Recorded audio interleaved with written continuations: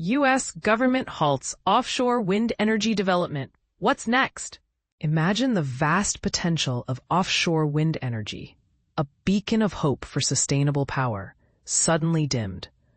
The U.S. Bureau of Ocean Energy Management has made a dramatic move, rescinding and de-designating all wind energy areas, WEAs, on the US Outer Continental Shelf, OCS.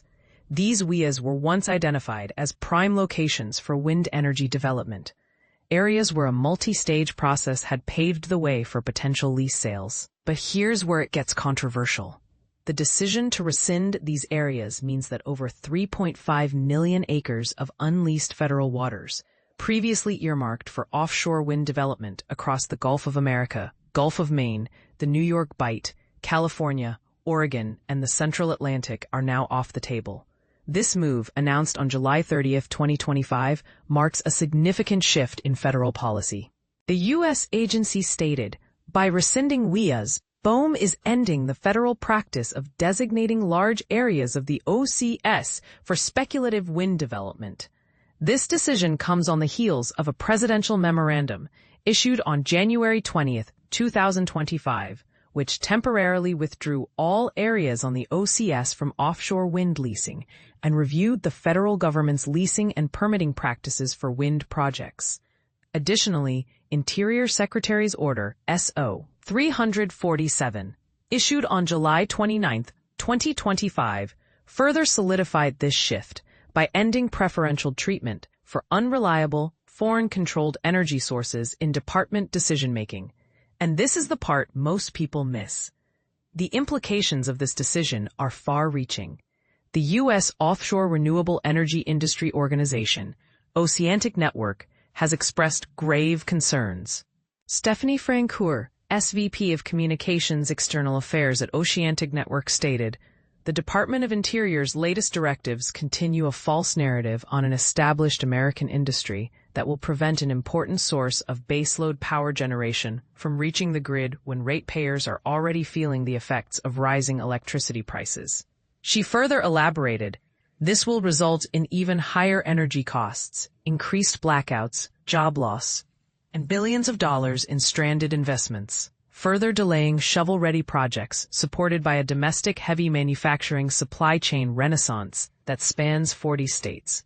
Crippling affordable and reliable wind energy makes no economic sense and undermines the administration's all-of-the-above energy strategy. We urge the department to adopt policies which put all sources of American energy on an even playing field."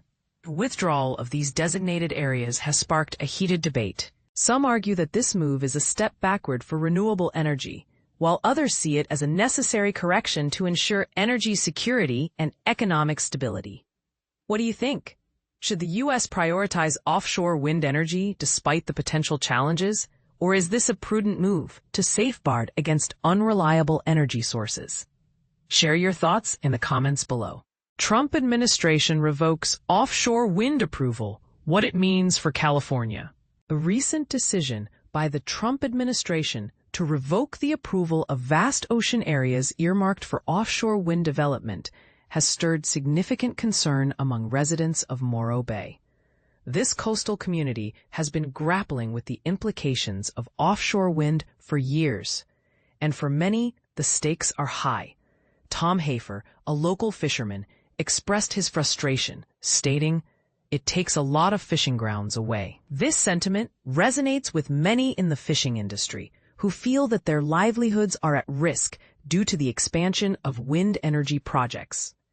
In a move that has garnered support from various local fishermen, the administration has taken steps to halt offshore wind initiatives.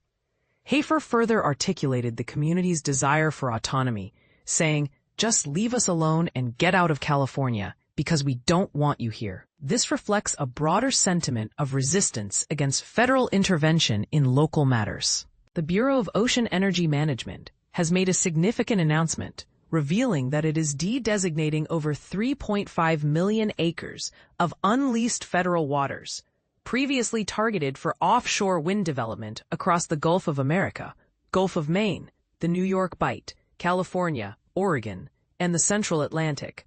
This decision has raised eyebrows, especially considering that the Morro Bay wind energy area already has 3 established leases in place. The American Clean Power Association, which represents the interests of these lessees, reassured stakeholders in an email that the existing leases would remain unaffected. They emphasized the importance of offshore wind energy, stating, "The proposed federal interference with private economic activity is unprecedented and creates a troubling challenge for critical energy infrastructure investment of any kind, especially at a time of increasing energy demand."